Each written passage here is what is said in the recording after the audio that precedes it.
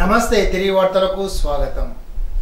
కేంద్ర ప్రభుత్వం విశాఖ స్టీల్ ప్లాంట్కు 11,440 కోట్ల నిధులు కేటాయించడంపై భీమవరంలో కూటమి నాయకులు సంబరాలు జరుపుకున్నారు. ప్రధాని మోడీ, కేంద్ర మంత్రి కుమారస్వామి, కేంద్ర సహాయ మంత్రి శ్రీనివాస్ వర్మ చిత్రపటాలకు పాలాభిషేకం చేశారు. కూటమి నాయకులు బాణసంచా కాల్చి స్వీట్లు పంచుకున్నారు. కార్యక్రమంలో ఎమ్మెల్యే అంజిబాబు, టీడీపీ రాష్ట్ర కార్యదర్శి నాగేశ్వరరావు, బీజేపీ జిల్లా అధ్యక్షుడు నాని తాతాజీ, జనసేన నాయకుడు చంద్రశేఖర్ పాల్గొన్నారు. ఇప్పుడు తూర్పుగోదావరి జిల్లా వార్తలు. ప్రతి సోమవారం నిర్వహించే జిల్లా, డివిజన్, మండల స్థాయి పీజీఆర్ఎస్ కార్యక్రమంలో భాగంగా రాజనగరం మండలం పరిధిలో నిర్వహించే కార్యక్రమంలో పాల్గొనున్నట్లు జిల్లా కలెక్టర్ పి ప్రశాంతి ఆదివారం ఒక ప్రకటనలో తెలిపారు. రాజనగరం ఎంపీడీఓ కార్యాలయం నుంచి హాజరు కానున్నట్లు, అదే సమయంలో జిల్లా స్థాయి అధికారులు అందరూ సోమవారం యథావిధిగా కలెక్టరేట్ నుంచి హాజరు కానున్నట్లు జిల్లా కలెక్టర్ పి ప్రశాంతి పేర్కొన్నారు. జిల్లా, డివిజన్, మండల స్థాయి పీజీఆర్ఎస్ కార్యక్రమానికి అందరూ జిల్లా, డివిజన్, మండల స్థాయి అధికారులు ఆయా ప్రధాన కేంద్రం నుంచి తప్పనిసరిగా హాజరు కావాలని, ప్రజల నుండి అర్జీని స్వీకరించాలని ఆదేశించారు. తూర్పుగోదావరి జిల్లాలో సాంఘిక సంక్షేమ శాఖ ప్రభుత్వ వసతి గృహాల మరమ్మతులకు రాష్ట్ర ప్రభుత్వం 378.05 లక్షల నిధులు మంజూరు చేసినట్లు జిల్లా కలెక్టర్ పి ప్రశాంతి ఆదివారం ఒక ప్రకటనలో తెలిపారు.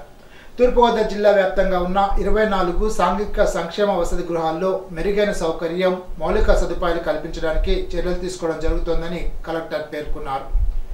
ఈ నిధులతో పైకప్పు మరమ్మతులు, ఫ్లోరింగ్ మరమ్మతులు, త్రాగునీరు, మరుగుదొడ్లు, కరెంటు పనులు, తలుపులకు, కిటికీలకు దోమల నివారణకు మెష్లు, బాలిక వసతి గృహాలకు ప్రహరీ గోడ నిర్మాణ పనులు, తక్షణావసర మరమ్మతులు చేపట్టనున్నట్లు కలెక్టర్ తెలిపారు.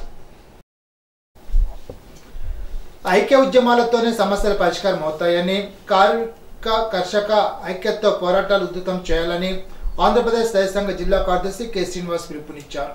ఆదివారం సిఐటియు జిల్లా కార్యాలయంలో కార్మిక కర్షక ఐక్యత దినోత్సవంలో భాగంగా సిఐటియు రైతు, వ్యవసాయ, కార్మిక, కౌలు రైతు సంఘాల ఆధ్వర్యంలో రౌండ్ టేబుల్ సమావేశాన్ని నిర్వహించారు. సమావేశానికి ఆంధ్రప్రదేశ్ వ్యవసాయ కార్మిక సంఘ జిల్లా కార్యదర్శి పి రామకృష్ణ అధ్యక్షత వహించారు. ఈ సందర్భంగా కె శ్రీనివాస్ మాట్లాడుతూ 1982 నుండి కార్మిక కర్షక హక్కుల కోసం ఐక్యత దినోత్సవ కార్యక్రమాలు నిర్వహిస్తున్నట్లు తెలిపారు. నాడు కార్మికులు, రైతులు తమ హక్కుల కోసం జరిపిన పోరాటాల్లో అనేక మంది కార్మికులు, రైతులు, వ్యవసాయ కార్మికులు అమరులయ్యారని గుర్తు చేశారు. నాటి నుండి నేటి వరకు పాలకులు కార్మిక కర్షక వ్యతిరేక విధానాన్ని అవలంబిస్తున్నారని విమర్శించారు.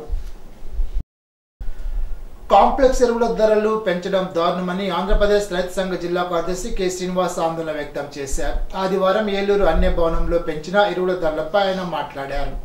10, 26, 26 కాంప్లెక్స్ ఎరువుల ధర 1,470 రూపాయలు కాగా 1,720 రూపాయలకు, 12, 32, 16 ధర 1,480 రూపాయలు కాగా 1,720 రూపాయలకు, 20, 20, 13 ధర 1,200 రూపాయలు కాగా 1,300 రూపాయలకు పెంచడం వలన రైతులపై విపరీత భారం పడుతోందని చెప్పారు.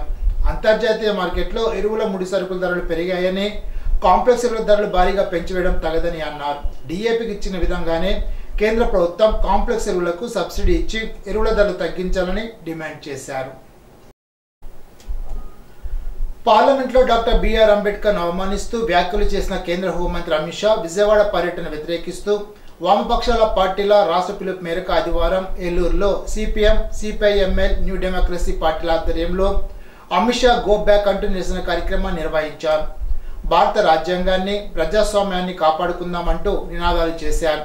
ఈ సందర్భంగా సిపిఎం జిల్లా కార్యదర్శి ఏ రవి, సిపిఐఎంఎల్ న్యూ డెమోక్రసీ నగర కార్యదర్శి బద్దా వెంకట్రావు, పౌర హక్కుల సంఘ రాష్ట్ర ఉపాధ్యక్షులు నంబూరి శ్రీమన్నారాయణ, సిపిఎం జిల్లా కార్యవర్గ సభ్యులు కె శ్రీనివాస్ మాట్లాడుతూ పార్లమెంటు సాక్షిగా భారత రాజ్యాంగ నిర్మాత డాక్టర్ బిఆర్ అంబేద్కర్ ను అవమానపరిచిన కేంద్ర హోంశాఖ మంత్రి అమిత్ షా క్షమాపణ చెప్పి తన పదవికి రాజీనామా చేయాలని, లేకుంటే కేంద్ర మంత్రివర్గం నుండి బర్తరఫ్ చేయాలని డిమాండ్ చేశారు.